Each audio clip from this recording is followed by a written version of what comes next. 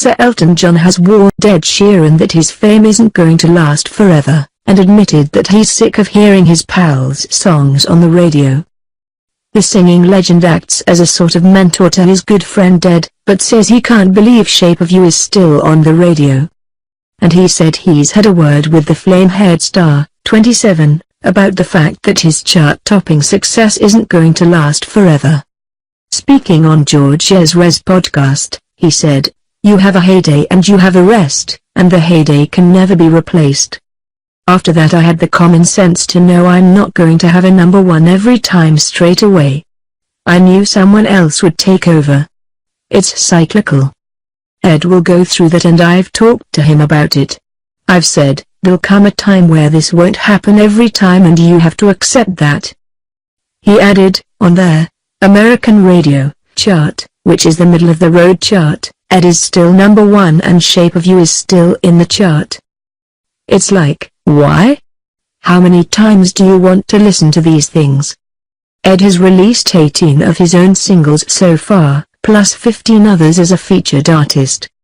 Of those, 5 have gone to number 1 in the UK and 16 have made it into the top 10. In the US, he's had 6 top 10s, including 2 No.1s. Recently, Ed announced that his next album would take a whole new direction, and that he didn't actually care whether people bought it or not.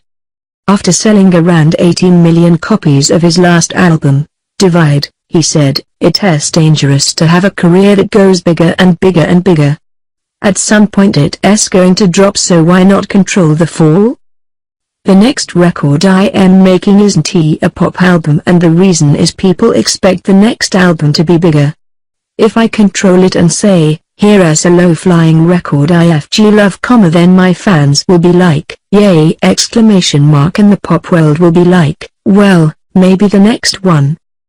No one will say, that's a flop. It'll just be, that's what he wanted to do.